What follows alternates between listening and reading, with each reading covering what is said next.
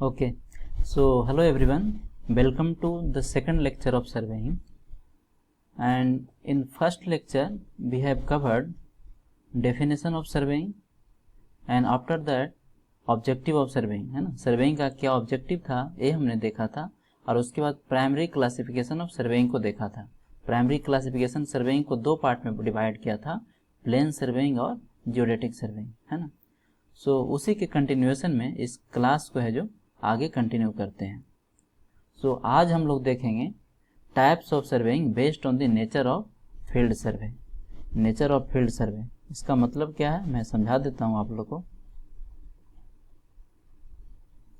So types of surveying based upon the nature of the field survey, nature of the field survey, है ना। जिस भी field में जिस भी लैंड पे आप सर्वेइंग करेंगे उसका फीचर कैसा होगा, है ना, नेचर कैसा होगा, है ना, उसका कैरेक्टरिस्टिक कैसा होगा, है ना, उस बात पे डिपेंड करता है। कहने का मतलब है कि जहाँ आप सर्वेइंग कर रहे हैं क्या वो फ्लैट लैंड होगा, है ना, क्या वो हिली एरिया होगा, क्या वो वहाँ पे वाटर होगा, है ना, या फिर अंडरग्राउंड में आप कर रहे हैं, इन बातों पे है जो ये क्लासिफिकेशन डिपेंड करेगा। ठीक है, तो देखते हैं वन बाय वन करके। And first classification is land surveying, है ना। आपका मेजर टॉपिक क्या है, types of surveying based upon the nature of field survey, है ना। तो उसको फर्दर डिवाइड किए हैं। पहला जो टाइप है इसमें वो है लैंड सर्वे। फर्स्ट टाइप है आपका लैंड सर्वे, है ना। अब इस लैंड सर्वेइंग जब बोलते हैं इसका मतलब ये हुआ कि जो भी हम सर्वेइंग करेंगे वो हमारा स्टेशंस कहाँ होगा, जिस भी स्टेशंस का या साइट का सर्वे करेंगे वो कहाँ पे होगा, लैंड पे होगा, है ना, जमीन पे होगा। ठीक है, ये स्पेस की बात नहीं कर रहा, ये कहाँ की बात कर रहा है, ये लैंड की बात कर रहा है, जमीन की बात कर रहा है ना। सो लैंड सर्वेइंग को फर्दर है जो डिवाइड किया गया है, उसमें पहला पार्ट है टोपोग्राफिक सर्वे। पहला क्या है, टोपोग्राफिक सर्वे। अब देखते हैं कि टोपोग्राफिक सर्वे किसको बोलेंगे, है ना, किसको टोपोग्राफिक सर्वे बोलेंगे। सो डेफिनेशन देखिए, कहता है ऑल द नेचुरल फीचर्स, है ना, जितना भी नेचुरल फीचर्स है, मतलब प्रकृति जो प्राकृतिक से रिलेटेड है ना, नेचुरल फीचर्स मीन्स जो प्राकृतिक से डायरेक्टली रिलेटेड है, which are considered, all the natural features are considered under the topographical survey। इसमें क्या क्या आएगा, ये बोलता है किसके बारे में, नेचुरल फीचर्स के बारे में बोलता है ना। तो आप सोचिए, थोड़ा सा अपने माइंड पे दिमाग पे आप अपना प्रेशर डालिए और सोचिए कि नेचुरल फीचर्स में क्या क्या आएगा। ठीक है, तो क्या क्या आएगा, एग्जाम्पल में रिवर आएगा, स्ट्रीम्स आएगा, है ना, झरना, रिवर्स, नदियाँ, लेक्स, है ना, लेक्स हो गया, झील, हिल, है ना, पहाड़ जो भी हो, है ना, फॉरेस्ट, जंगल, है ना, etc। ठीक है, तो ये सब क्या है, नेचुरल फीचर्स है। तो इसको किस पार्ट में डिवाइड करेंगे, इसको बोलेंगे टोपोग्राफिकल सर्वे। क्या बोलेंगे इसको, टोपोग्राफिकल सर्वे। तो एग्जाम में आपको क्या करेगा, वो डेफिनेशन देगा, वो क्या करेगा, डेफिनेशन देगा और ये सब एग्जाम्पल को लिख देगा और बोलेगा इसमें से कौन सा सर्वे है ना, इसमें से कौन सा सर्वे है। सर्वे का टाइप का 3-4 ऑप्शन बना देगा। ठीक है, तो मेजर है जो आपको डेफिनेशन याद रखना है कि टोपोग्राफिकल सर्वे में कौन कौन सा चीज़ आता है, नेचुरल फीचर्स आता है। अब नेचुरल फीचर्स में कौन कौन सा आता है, तो रिवर हो सकता है, स्ट्रीम्स हो सकता है, लेक्स हो सकता है, हिल्स हो सकता है, फॉरेस्ट हो सकता है ना। आगे बढ़ते हैं। सेकेंड लैंड सर्वेइंग का जो सेकेंड पार्ट है वो है कैडेस्ट्रल सर्वे। कैडेस्ट्रल सर्वे, अगर आपको कैडेस्ट्रल का एक्चुअल मीनिंग नहीं पता है तो मैं बताता हूँ। कैडेस्ट्रल मीन्स होता है संपत्ति, है ना, प्रॉपर्टी, संपत्ति। ठीक है, सो कहता है कि it is use to fix property line, है ना। इस सर्वे का कहाँ पे यूज करेंगे, it is use to fix property line.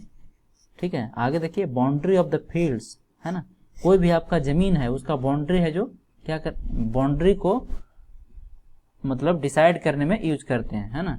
आगे हाउसेस, जब हाउस का कंस्ट्रक्शन कर रहे होंगे, फिर कैलकुलेटिंग द लैंड एरिया, जो भी आपका जमीन है उसका एरिया यदि फाइंड करना है तो कौन सा सर्वेइंग का यूज करेंगे, कैडेस्ट्रल सर्वे का यूज करेंगे। आगे बोलता है to fix the boundary of states, है ना। 2 स्टेट का डिवीजन होता है ना, जैसे बिहार है, MP है, UP है, तो इस सब स्टेट का क्या है, बाउंड्री डिसाइड किया गया है ना। सब स्टेट का क्या है, एक प्रॉपर बाउंड्री डिसाइड किया गया है। किस सर्वे का यूज करके किया गया है? कैडेस्ट्रल सर्वे का यूज करके किया गया। ठीक है, तो आप डेफिनेशन से आप इसको पहचान सकते हैं एग्जाम में, है ना। वो लिखेगा it is use to fix the property lines. कुछ कुछ जो इंपॉर्टेंट की पॉइंट है वो आपको याद रखना है, ताकि एग्जाम में दिमाग में आपको क्लिक करे और फट से आप आंसर दे पाए। ठीक है, तो प्रॉपर्टी लाइन को याद रखना है, बाउंड्री ऑफ द फील्ड है, हाउसेस है ना। उसके बाद एरिया कैलकुलेट करेंगे और fix the boundary of states, है ना। 2 स्टेट्स के बाउंड्री को ये डिसाइड करता है। तो ये तो रहा सेकेंड डिवीजन लैंड सर्वेइंग का। अब लैंड सर्वेइंग का थर्ड डिवीजन देखते हैं। थर्ड डिवीजन है जो सिटी सर्वे है, नाम से ही पता चल रहा है ना, सिटी सर्वे। ठीक है, इसका मतलब इस सर्वे में जो भी हम वर्क करेंगे वो क्या होगा, या तो विद इन द सिटी होगा, या तो बाउंड्री, जो सिटी का बाउंड्री फॉर्मेशन हो रहा होगा उसके अराउंड हम सर्वेइंग कर रहे होंगे, है ना। इसका मतलब यही हुआ ना। सो बोलता है कि survey which is carried out within the city, within the city, इस लाइन को अंडरलाइन करना है ना।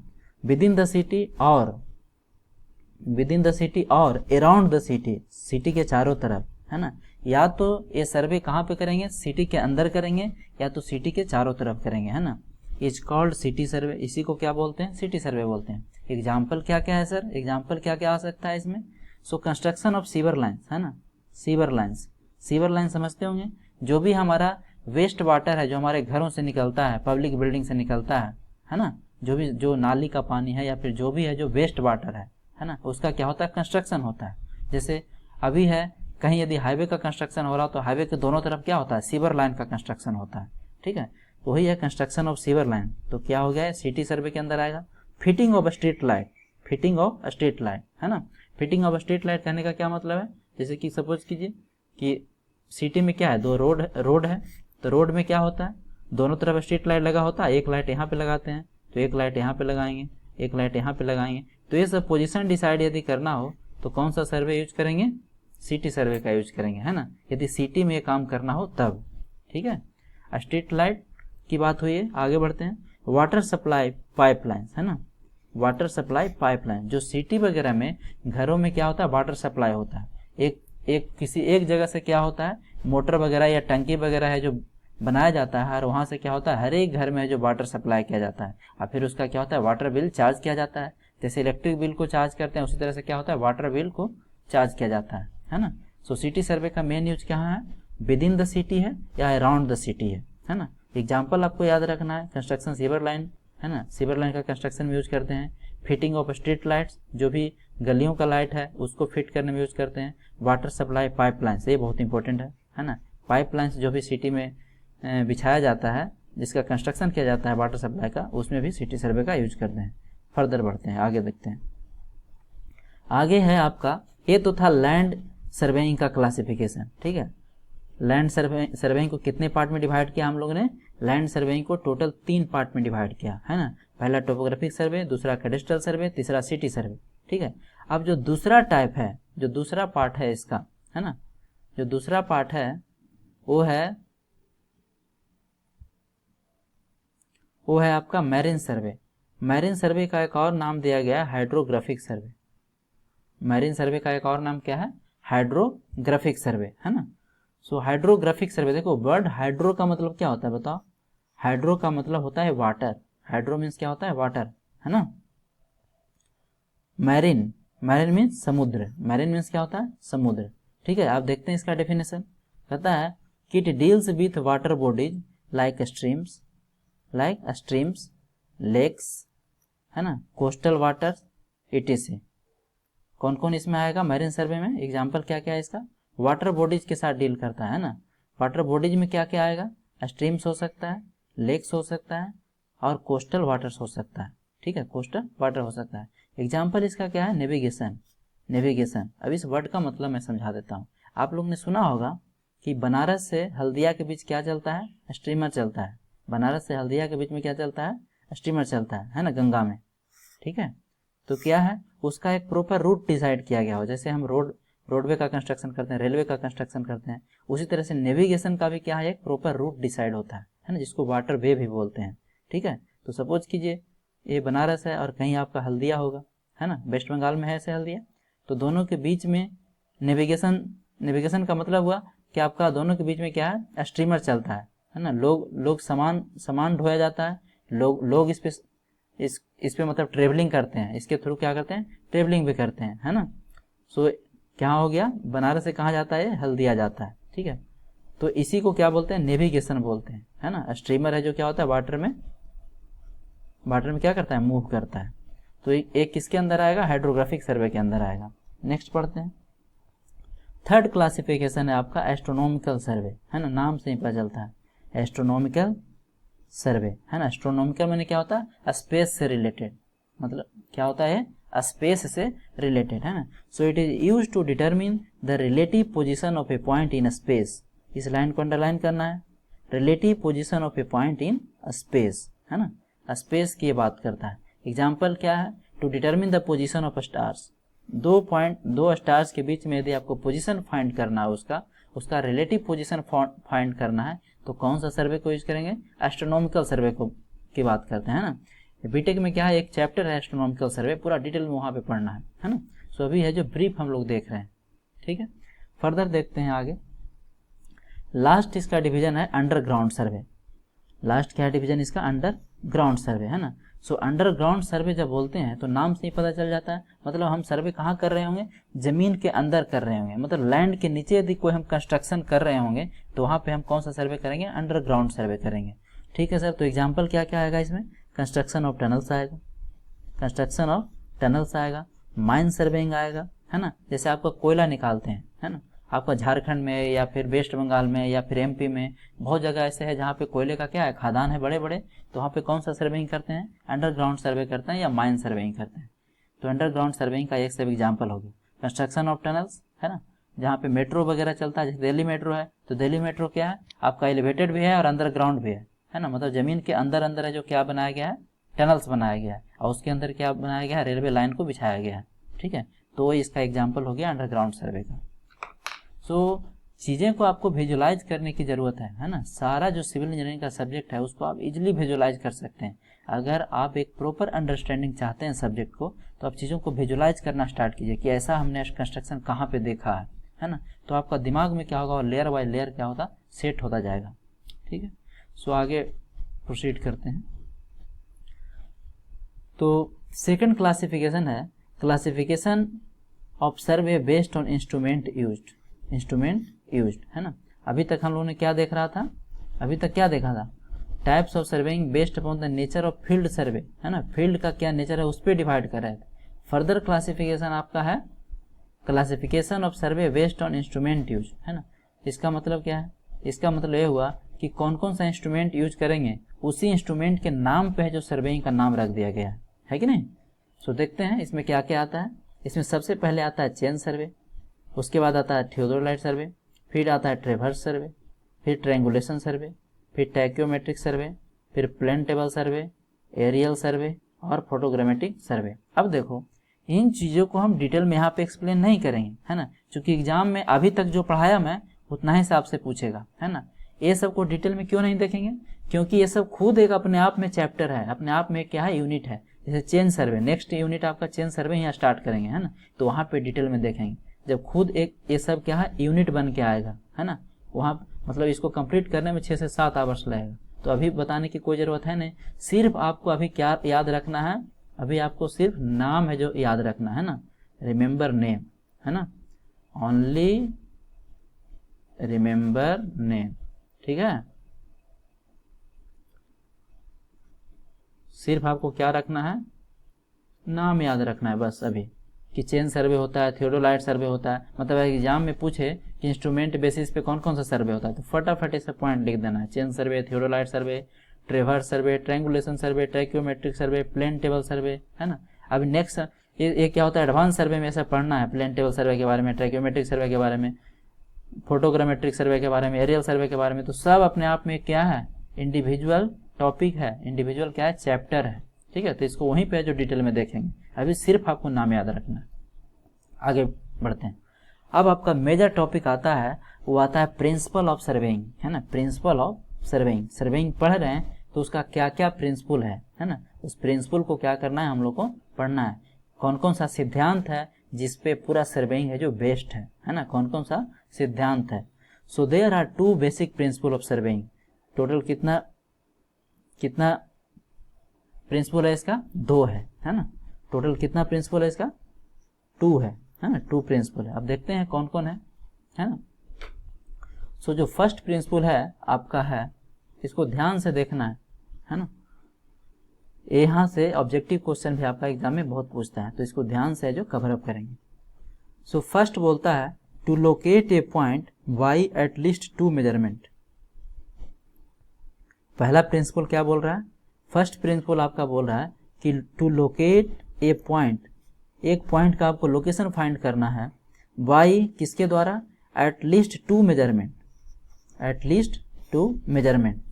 2 मेजरमेंट के हेल्प से एक थर्ड पॉइंट का आपको क्या करना है, लोकेशन फाइंड करना है। फिर से सुनो, रिपीट करता हूँ, 2 मेजरमेंट के हेल्प से थर्ड पॉइंट का आपको लोकेशन फाइंड करना है।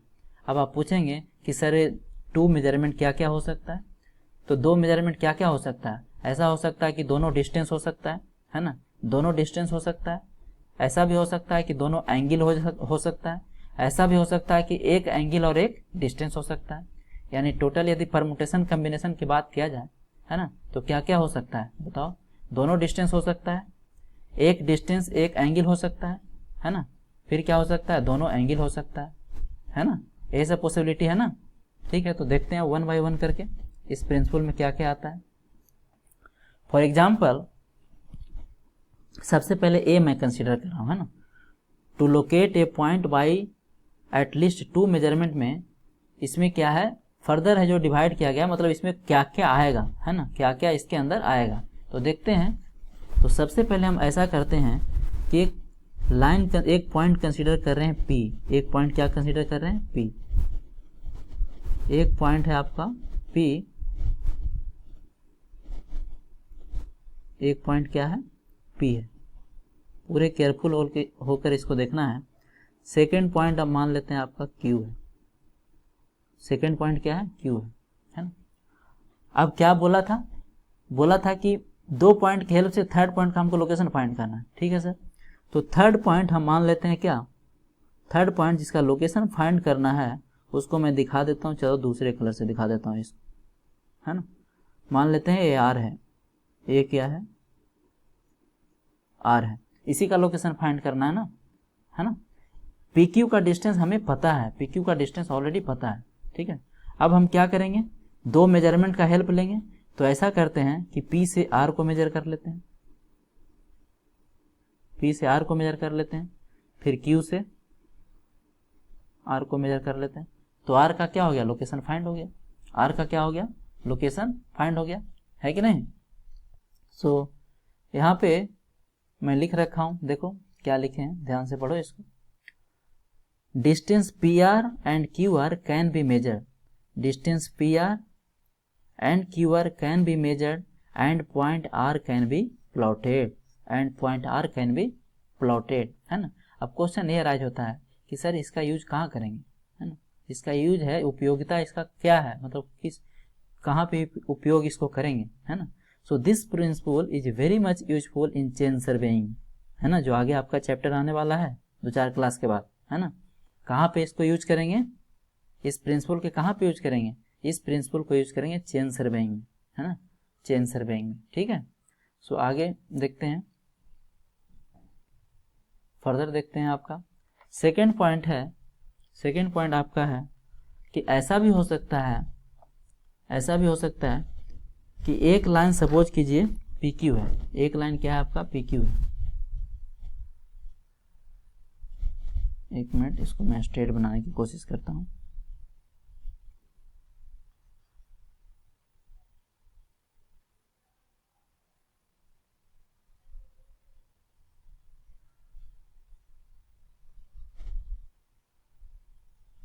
चलिए ऐसा करते हैं, इस पॉइंट को क्या मान लेते हैं, P मान लेते हैं, इसको P मान लेते हैं, इसको Q मान लेते हैं।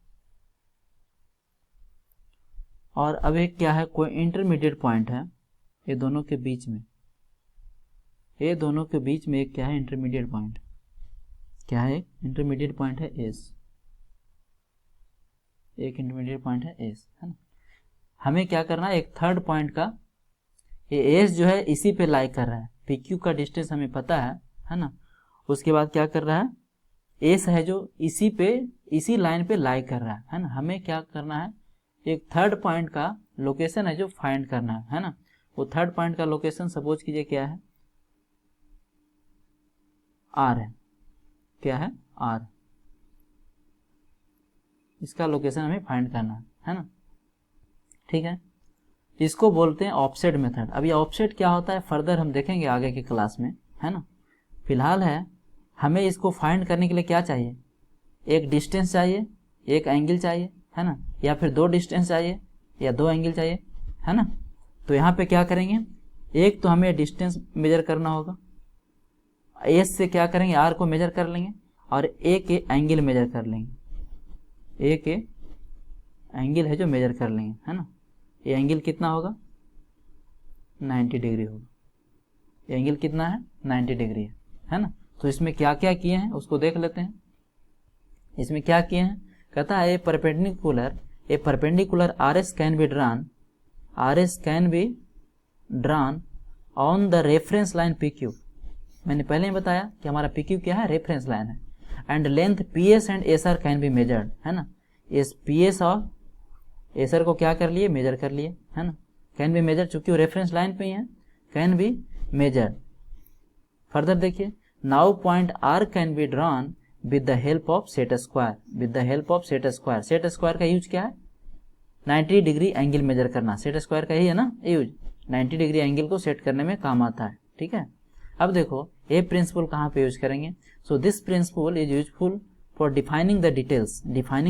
अब इसका मीनिंग क्या होता है वो मैं बता देता हूँ आपको, है ना। डिफाइनिंग द डिटेल्स मतलब अगर कहीं पे आप सर्वेइंग कर रहे हैं तो उसका डिटेल फाइंड करने में आपको यूज कर सकता है। कैसे वो कैसे, सपोज कीजिए कि ये आपका क्या हाईवे है, यह क्या है, हाईवे है ना। इस हाईवे के यहाँ पे कहीं कोई कॉलेज है, क्या है, यहाँ पे कॉलेज है ना। ठीक है, तो इस हाईवे के रिस्पेक्ट में यहाँ से क्या कर सकते हैं, आप फाइंड कर सकते हैं कि इतना परपेंडिकुलर डिस्टेंस पे क्या है, कॉलेज है जो सिचुएटेड है ना, नहीं है कि नहीं, कॉलेज है जो इतना डिस्टेंस पे क्या है, सिचुएटेड है हाईवे से। तो ये वाला प्रिंसिपल यूज हुआ कि नहीं। चलो दूसरे एग्जाम्पल से समझते हैं, एक एग्जाम्पल और देता हूँ, अभी और क्लियर हो जाएगा। ठीक है, अभी है जो एक एग्जाम्पल और देता हूँ, इसको मिटा देता हूँ, ये मतलब है नहीं, सिर्फ समझने के लिए सब है ना। आगे देखते हैं, चलिए सपोज कीजिए, फिर से देखिए ये हाईवे है ना, और यहाँ पे क्या है, कोई इंपॉर्टेंट ट्री आ गया, क्या आ गया, इंपॉर्टेंट ट्री आ गया जिसको काटना मना है, पेड़ आ गया, है ना। तो हमको यदि मैप में दिखाना होगा तो हम बता सकते हैं कि हाईवे से इतना डिस्टेंस पे क्या है, एक ट्री है जो उपस्थित है, एक ट्री है जो प्रेजेंट है कि नहीं। तो क्या कर रहे हैं, इसके परपेंडिकुलर डिस्टेंस इसको मेजर करके मैप में उसको दिखाने की कोशिश कर रहे हैं। इसका यही मतलब है एग्जैक्ट। ठीक है, तो क्या हुआ, इस ट्री के बारे में डिटेल हम मैप में क्या कर सकते हैं, लोकेट कर सकते हैं। ये ट्री के बारे में जो डिटेल्स होगा, है ना, वो यहाँ पे मतलब लोकेट कर सकते हैं कि कौन सा ट्री है, किस चीज़ का ट्री है ना, ये सब इसमें लोकेट कर सकते हैं। या कोई यदि बिल्डिंग है तो बिल्डिंग को उसमें हम क्या कर सकते हैं, लोकेट कर सकते हैं। तो इसका एग्जैक्ट मीनिंग यही है। मैं आशा करता हूँ आप लोग को अब समझ में आ गया होगा। तो ठीक है, इसको मैं यहाँ से हटा देता हूँ, ये सिर्फ समझने के लिए है। आगे देखिए, नेक्स्ट देखिए, नेक्स्ट क्या है, नेक्स्ट में ऐसा भी हो सकता है, सी में सपोज कीजिए कि पी क्यू एक लाइन है, रेफरेंस लाइन। पी क्यू क्या है, रेफरेंस लाइन है। पी क्यू क्या है, रेफरेंस लाइन है, और हमें आर का लोकेशन फाइंड करना है। हमें क्या लोकेशन फाइंड करना है, आर का लोकेशन फाइंड करना है। ठीक है, आर का लोकेशन फाइंड करना है। तो हमें तो क्या चाहिए, मतलब दो हथियार हमें यूज करना है, या तो दोनों आप डिस्टेंस यूज कर लीजिए, या तो दोनों एंगल यूज कर लीजिए, या तो एक एंगल एक डिस्टेंस यूज कर लीजिए, है ना। सपोज कीजिए कि आर कहीं यहाँ पे इस बार सिचुएटेड है, आर कहीं समवेयर है जो यहाँ पे है, यहाँ पे आर सिचुएटेड है। इस आर का लोकेशन हमें फाइंड करना है ना। हम क्या करेंगे, सबसे पहले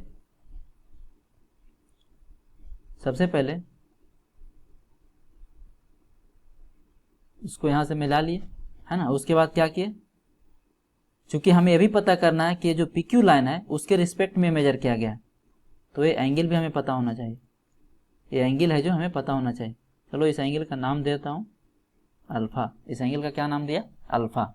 ठीक है, तो देखो अब क्या हुआ, एक एंगल हो गया और एक डिस्टेंस हो गया, है ना। क्यू आर क्या हो गया? एक डिस्टेंस हो गया, एक क्या हो गया? एंगल हो गया, है ना। जिससे हम पता कर सकते हैं कि जो पी क्यू लाइन है, जो पी क्यू लाइन है उससे इतना डिग्री पे आर लोकेटेड है, उससे इतना डिग्री पे आर है जो लोकेटेड है। ठीक है, इसका एग्जैक्ट मीनिंग ए हुआ। तो यहाँ पे हम क्या यूज कर रहे हैं? एक डिस्टेंस मेजर कर रहे हैं और एक एंगल मेजर कर रहे हैं, है ना। सो जो अभी हम पढ़ रहे हैं प्रिंसिपल उसको जस्टिफाई कर रहा है कि नहीं? कर रहा है ना। सो मैंने लिखा है कि the distance Q R comma angle P Q are can be measured. The distance Q R and angle PQR can be measured and point R is plotted R को क्या कर सकते हैं? प्लॉट कर सकते हैं।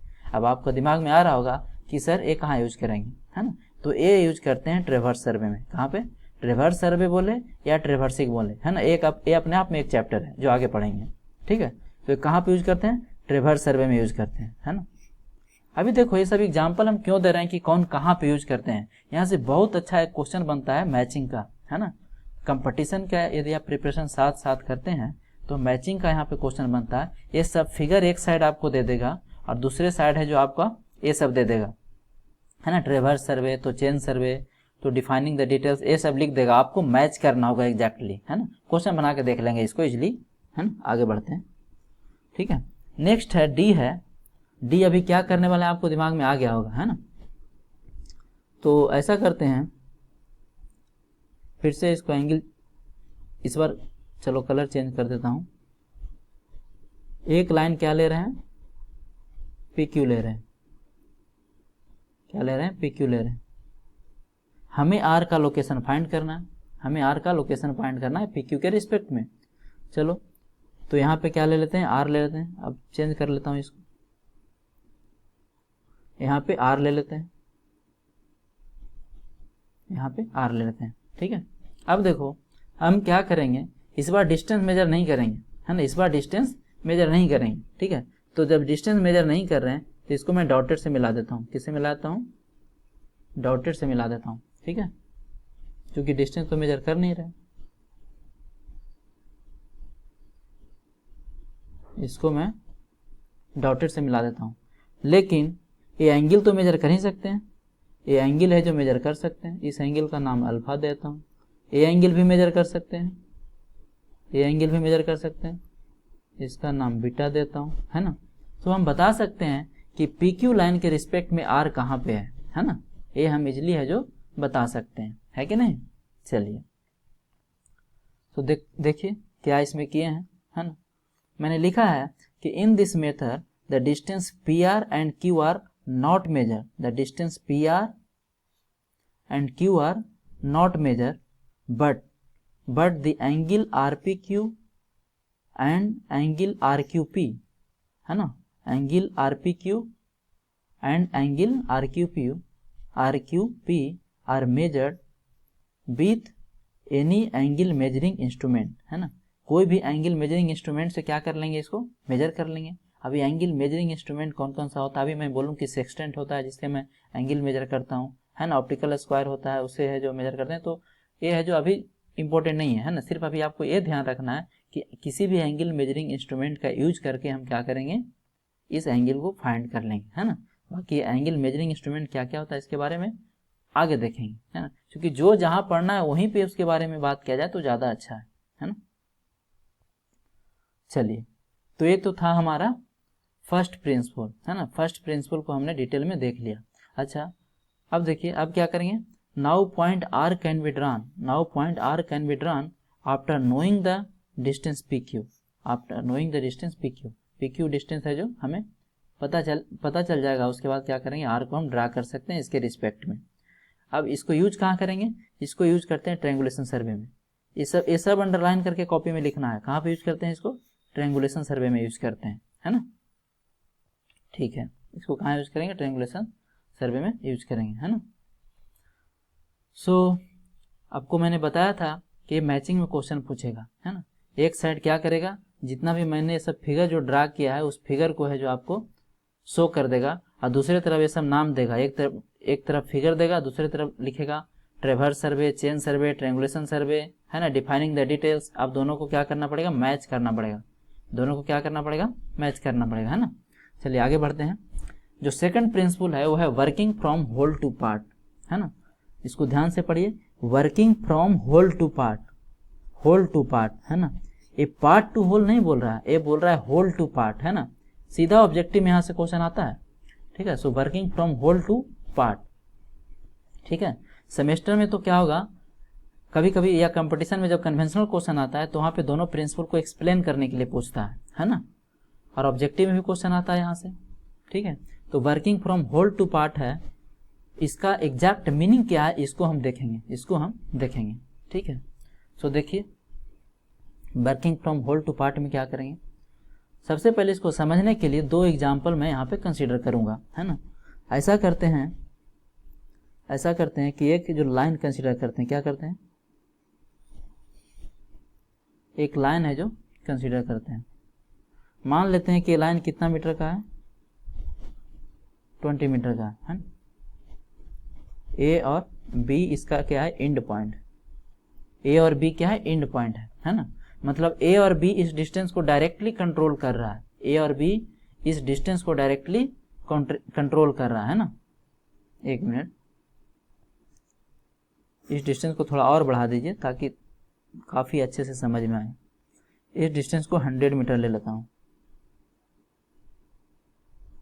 क्या लेता हूँ, 100 मीटर ले लेता हूँ, ठीक है। सो हमें ए और बी के बीच का क्या मेजर करना है, डिस्टेंस को मेजर करना है ना। क्या तरीका हो सकता है, एक तरीका तो ये हो सकता है कि एक बड़ा सा है जो टेप लाए या चेन लाए और इसको मेजर कर लिए, उस मेजरमेंट के दौरान है जो ऐसा भी हो सकता है, चूँकि काफ़ी लंबा डिस्टेंस मेजर कर रहे हैं तो ऐसा हो सकता है कि इसमें कुछ एरर आ जाए, इसमें क्या आ जाए, कुछ एरर आ जाए।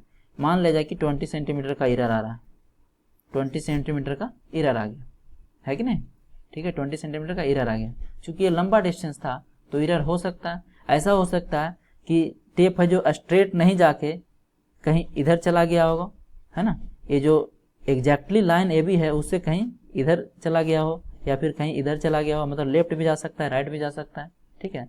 दूसरा तरीका क्या हो सकता है बताइए, दूसरा तरीका क्या हो सकता है ना। अब देखो दूसरा तरीका ये हो सकता है कि हम 20 मीटर का चेन खरीद के लाएं या टेप खरीद के लाएं, 20 मीटर का टेप है जो खरीद कर लाएं, है ना। उसके बाद क्या करें, ए से क्या गए, ए से 20 मीटर मेजर कर लिया, ए से क्या किए, 20 मीटर मेजर कर लिए। कहाँ पहुँच गए, सपोज कीजिए पी पे पहुँच गए, है ना। उसके बाद पी से फिर क्यू पे पहुँच गए 20 मीटर, है ना। उसके बाद क्यू से आर पे पहुँच गए 20 मीटर फिर से मेजर किया, है ना। फिर आर से सपोज कीजिए एस पे पहुँच गया, 20 मीटर मेजर किया, और फर्दर एस से कहाँ पे पहुँच गया, एस से 20 मीटर मेजर करके बी पे पहुँच गया, है ना। अब देखो ध्यान से अगर देखो तो क्या कर रहे हैं, छोटे छोटे पार्ट में इसको डिवाइड किए, है ना, छोटे छोटे पार्ट में इसको डिवाइड किए, है ना। छोटे छोटे क्या कर रहे हैं, पार्ट में डिवाइड कर रहे हैं, है ना। तो देखिए छोटे छोटे पार्ट में डिवाइड करने से दिक्कत क्या है ना, दिक्कत क्या है। सपोज कीजिए कि ए से कहाँ गए, पी गए, ए से पी गए, यहाँ पे कुछ है जो मान ले जाए कि यहाँ पे कुछ है जो मान ले कि एरर इंट्रोड्यूस हुआ, है ना, कुछ है जो एरर इंट्रोड्यूस हुआ, सपोज कीजिए एक्स एरर इंट्रोड्यूस हुआ, है। फिर पी से क्यू गए, वहाँ पे एरर इंट्रोड्यूस हुआ बाई। फिर क्यू से आर गए, वहाँ पर इंट्रोड्यूस हुआ सपोज कीजिए एरर जेड, है ना। फिर आर से एस गए, वहाँ पर इंट्रोड्यूस हुआ सपोज कीजिए कुछ भी मान लो, कुछ भी यहाँ पे मान लेते हैं इसको अल्फा मान लेते हैं। फिर है जो एस से बी गए, मान लेते हैं बीटा है ना। तो क्या देख रहे हैं, क्या देख रहे हैं, यदि पार्ट टू होल जा रहे हैं, मतलब पार्ट सबसे पहले क्या कर रहे हैं, पार्ट को कंसीडर कर रहे हैं और पार्ट से कहाँ जा रहे हैं, होल जा रहे हैं, मतलब पूरा को मेजर कर रहे हैं। पार्ट वाइज मेजर करते हुए क्या कर रहे हैं, पूरा को मेजर कर रहे हैं। तो देख रहे हैं क्या हो रहा है, ये डिस्टेंस जो धीरे धीरे एरर है वो एरर इंट्रोड्यूस होते जा रहा है, मतलब एरर बढ़ता जा रहा है। एरर का एक्यूमुलेशन होता जा रहा है, एरर जमा होता जा रहा है ना, ज़्यादा से ज़्यादा एरर इसमें क्या हो जाएगा, बढ़ता जाएगा, है ना, बढ़ता जाएगा। तो ये इसमें प्रॉब्लम है ना। मतलब यदि पार्ट टू होल करते हैं तो क्या होता है, एरर है जो बढ़ता जाता है। इसीलिए यहाँ पे क्या लिखा है, working from whole to part, है ना, working from whole to part. मतलब कहने का मतलब है कि आपको इस लाइन को अगर 20 मीटर में डिवाइड करना है तो सबसे पहले क्या कीजिए, 100 मीटर मेजर कर लीजिए, आप फिर उसको क्या कीजिए 20 में डिवाइड कर लीजिए। मान लीजिए 100 मीटर में कुछ एरर आया था x, 100 मीटर मेजर करते समय सपोज कीजिए कि एरर कितना आया था, x आया था। 100 मीटर को मेजर करते समय सपोज कीजिए कि एरर आपका आया था x आया था, है ना, x आया था। अब इसको जब पार्ट वाइज में डिवाइड करते जाएंगे तो क्या होगा, ये एरर भी क्या हो जाएगा, कमता जाएगा, है ना, कमता जाएगा। ओवरऑल कितना हो जाएगा, ये x/5 हो जाएगा एरर, है ना। प्रत्येक सेक्शन में, अगर प्रत्येक सेक्शन में मान लेते हैं तो कितना हो जाएगा, ये x/5 हो जाएगा। तो ओवरऑल एरर क्या हो जाएगा ये, है ना, एरर क्या होगा, पर सेक्शन क्या होगा, डिक्रीज करता जाएगा, पर सेक्शन क्या होता जाएगा, डिक्रीज करता जाएगा। इसीलिए इसको बोलते हैं working from whole to part, है ना। मतलब काम करना हो तो सबसे पहले बड़े पैमाने पे करेंगे, फिर उसको छोटे पैमाने पे करेंगे। दूसरा एग्जाम्पल से समझते हैं। अगर अभी भी नहीं समझ में आया तो एक एग्जाम्पल और देता हूँ। सपोज कीजिए एक कोई रैंडम एरिया है, एक कोई रैंडम एरिया है, इसको हमको सर्वेइंग करना है। सर्वेइंग करना है इसका मतलब क्या है, इसका मतलब ये हुआ कि जितना भी एरिया है सबको हमको क्या करना है, कवर करना है ना, कवर करना है। मतलब जो जो इंपॉर्टेंट पॉइंट है उसको हमको फाइंड करना है, यही करते हैं ना। तो सबसे पहले क्या करेंगे, क्या क्या तरीका हो सकता है ना, working from whole to part यदि करें तो सबसे पहले क्या करते हैं, तीन या चार पॉइंट है जो इस पर डिसाइड कर लेते हैं, 3 या 4 पॉइंट डिसाइड कर लेते हैं। सपोज कीजिए ए है, ए बी है, ए सी है, ए डी है ना। उसके बाद क्या करेंगे, इस सबको बोलते हैं कंट्रोल पॉइंट, ये सबको क्या बोलते हैं, कंट्रोल पॉइंट, है ना। सबको क्या करेंगे, मिला देंगे, सबको क्या किए, मिला देंगे। स्ट्रेट लाइन से इसको क्या किए, मिला दिए। इसको समझना बहुत जरूरी है, मिला दिए, है ना। अब क्या करेंगे, इस चारों की हेल्प से जो फर्दर है जो डिसाइड करेंगे। सपोज करो कि यहाँ पे कोई पॉइंट x लिया, यहाँ पे पॉइंट कोई y लिया, यहाँ पे कोई z लिया, यहाँ पे कोई पॉइंट अल्फा लिया। अब क्या करेंगे, दूसरे पेन से समझाने की कोशिश करता हूँ, है ना। a से x को मेजर कर लेंगे, है ना, b से y को मेजर कर लेंगे, d से अल्फा को मेजर कर लेंगे और c से z को मेजर कर लेंगे। अब क्या करेंगे, सबको मिला दो, सबको क्या कर रहे हैं, मिला देते हैं। सबको क्या करना है, मिला देते हैं। फर्दर क्या करने वाले हैं समझ में आ रहा होगा, है ना, फर्दर क्या करने वाले हैं समझ में आ रहा होगा। फिर सपोज करो कोई पॉइंट ले लेते हैं, यहाँ पे P ले लेते हैं, यहाँ पे Q ले लेते हैं, यहाँ पे R ले लेते हैं, यहाँ पे S ले लेते हैं, है ना। फिर क्या करो, ये डिस्टेंस सब मेजर कर लो, ये डिस्टेंस सब क्या कर लो, मेजर कर लो। उसके बाद क्या करो, सबको मिला दो, सबको क्या करेंगे, मिला देंगे। तो क्या देख रहे हैं, होल टू पार्ट है जो कवर कर रहे हैं। मतलब यदि स्टार्टिंग में एरर कुछ इंट्रोड्यूस हुआ भी होगा तो हमारा प्रत्येक सेक्शन में क्या होगा, वो एरर कमता जाएगा, वो एरर क्या होगा, कमता जाएगा। लेकिन इसको यदि उल्टा सोचो, थोड़े देर के लिए यदि उल्टा सोचो, उल्टा मतलब यदि पार्ट से होल जाते हैं तब क्या दिक्कत होता है। पार्ट से होल जाएंगे तो क्या करोगे, सबसे पहले PQRS करोगे, उसमें सपोज करो x एरर हुआ है, फिर आप XYZ मेजर करोगे, उसमें भी एरर और इंट्रोड्यूस हो जाएगा। फिर है जो ABCD मेजर करोगे तो उसमें और इंट्रोड्यूस हो जाएगा। मतलब धीरे धीरे एरर क्या हो जाएगा, एक्यूमुलेट होता जाएगा, है ना, बढ़ता जाएगा, है ना। इसीलिए कौन सा लेंगे, इसीलिए हमेशा होल टू पार्ट लेंगे। मतलब बड़े एरिया से छोटे एरिया की ओर मूव करेंगे, दैट इज द कंक्लूजन। कभी भी छोटे एरिया से बड़े एरिया की ओर मूव नहीं करेंगे, क्योंकि उस केस में क्या होगा, एरर हमारा बढ़ता जाएगा, एरर हमारा इंट्रोड्यूस होता जाएगा, है ना। सो काफ़ी क्लियर करने की कोशिश किया हूँ, इसको अच्छा से समझ लिया होगा, है ना। तो बुक में तो लिख देगा working from whole to part, आप पढ़ते रहोगे कुछ नहीं पता चलेगा कि इसका मतलब क्या है एग्जैक्ट। चलिए ठीक है, अब देखो ये कहाँ पे वैलिड है, ये जो working from whole to part है ये वैलिड है सिर्फ, ये जो वैलिड है आपका plane as well as geodetic survey में, है ना। जबकि जो पहला था अपना, एक मिनट, पहला था, ओके, सो जो पहला मेथड था, है ना, locating location to find the location of third point with respect to 2 point, वो जो था सिर्फ प्लेन सर्वेइंग के लिए था, किसके लिए था वो? प्लेन सर्वेइंग के लिए था, है ना, फर्स्ट प्रिंसिपल। जो सेकंड प्रिंसिपल है आपका working from whole to part, ये जो वैलिड है प्लेन सर्वे के लिए भी है एज वेल एज जियोडेटिक सर्वे के लिए है। अब ये प्लेन सर्वे जियोडेटिक सर्वे क्या है हम लोग देख चुके हैं ऑलरेडी, हम लोग ये देख चुके हैं ना, तो ये दोनों के लिए वैलिड है। तो यहाँ से भी ऑब्जेक्टिव क्वेश्चन बनता है ना। पहला किसके लिए वैलिड है? पहला जो प्रिंसिपल पढ़े वो सिर्फ और सिर्फ प्लेन सर्वेइंग के लिए वैलिड है, जबकि working from whole to part है जो किसके लिए वैलिड है? दोनों के लिए वैलिड है ना। So that is the part of discussion. आगे बढ़ते हैं। अब देखिए इसमें और इम्पोर्टेंट पॉइंट क्या है, और इम्पोर्टेंट पॉइंट क्या है इसमें देख लो। तो जो मैंने अभी तक एक्सप्लेन किया है उसी बात को मैंने लिख डाला है यहाँ पे। कहता है in this case first establish the major control point. क्या कर रहे थे? एबीसीडी इस्टेब्लिश कर रहे थे। First establish the major control point, then establish minor control point, है ना। एक्स वाई जेड ये सब क्या हो गया? माइनर हो गया। और एबीसीडी जो हम लिए थे क्या हुआ था? वो मेजर हुआ था, है ना। यहाँ पे देखो फिर से ये सब क्या है? ये सब मेजर कंट्रोल पॉइंट है एबीसीडी, है ना। इसके बाद जो भी आया है ये सब X Y Z P Q R S, ये सब क्या है? माइनर कंट्रोल पॉइंट्स है ना। ठीक है आगे देखते हैं।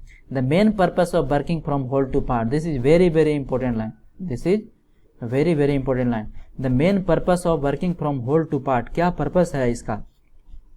Part to prevent the accumulation of error, to prevent the accumulation of error, है ना। एरर को हमें एक्युमुलेट होने से, जमा होने से, ज्यादा इंक्रीज करने से क्या करना है? बचाना है ना।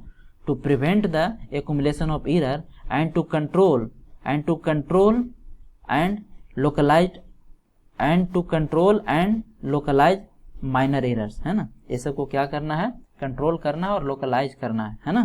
तो ये तो था इसका एक्चुअल मीनिंग। आपको ये लाइन याद रखना है, prevent the accumulation of errors, है ना, and to control and localize minor errors. ठीक है, तो ये तो था आज का टॉपिक डिस्कशन का। ठीक है, सो मैं आशा करता हूँ कि आप लोग को अच्छे से समझ में आया होगा, है ना। बट इसके बाद भी यदि कुछ प्रॉब्लम हो तो बिना हेजिटेशन का आप ग्रुप में पूछ सकते हैं, है ना, और ये जो कमेंट सेक्शन में भी पूछ सकते हैं। ठीक है, सो आपको आपके सुविधा के लिए है जो मैं वीडियो यूट्यूब पे डाल रहा हूँ, है ना। आपका ये वीडियो VCS पे भी डाला जाएगा, क्योंकि VCS पे आने में क्या हो रहा है? टाइम लग जा रहा है। ठीक है, लेकिन अपना टीचर का वहाँ पे रेटिंग करना नहीं भूलें। वहाँ पे जाके रेटिंग आपको करना है ना। वहाँ पे क्या करना है? रेटिंग आपको करना है, वो हमारे करियर के लिए इंपॉर्टेंट है। ठीक है, सो वहाँ पे आप जाके रेटिंग जरूर कीजिए, है ना। और जितना ज़्यादा हो सके आप फ्रेंड्स को शेयर कीजिए, क्योंकि मैं तो मेहनत कर ही रहा हूँ, है ना। इसमें आपको भी हेल्प की ज़रूरत है ना। इस वीडियो को क्या करना है? ज़्यादा से ज़्यादा अपने फ्रेंड के साथ है जो शेयर करना है, और इस बेल आइकन को जो प्रेस करना है, ताकि आपको ग्रुप में मुझे नहीं डालना पड़े, है ना। जैसे ही वीडियो पब्लिश होगा आपके पास है जो ये पहुँच जाएगा। ठीक है, और चैनल को सब्सक्राइब करने बोलिए लोगों को, है ना, ज़्यादा से ज़्यादा। सो कल जो हम डिस्कस करेंगे basic information of scales, map and plan. क्या क्या होता है? स्केल क्या होता है? मैप किसको बोलेंगे? प्लान किसको बोलेंगे? रिप्रेजेंटेटिव फ्रैक्शन क्या होता है? इन चीज़ों को डिस्कस करेंगे, है ना। सो काफ़ी डिटेल में पढ़ेंगे, है ना। ऐसा नहीं कि कोई सेमेस्टर को लेकर ऐसे पढ़ना है, पूरा डिटेल में पढ़ना है, ताकि आगे आप लोग का अल्टीमेट एम क्या है? जॉब प्राप्त करना है ना। जॉब मतलब कंपटीशन एग्जाम को क्वालिफाई करना है ना। तो चीज़ों को है जो काफ़ी डिटेल में बताया जाएगा। अभी न्यूमेरिकल स्टार्ट हो जाएगा 1-2 क्लास बाद। ठीक है, सो पूरा ध्यान से पढ़ना है, अच्छे से फेयर बनाना है, डिफरेंट पेन का यूज करके, है ना, और उसको रिवाइज करते जाना है, चीज़ों को रिवाइज करते जाना है। So once again I want to thank you for watching all of you, है ना, है कि नहीं। ऑल द बेस्ट, जय हिंद।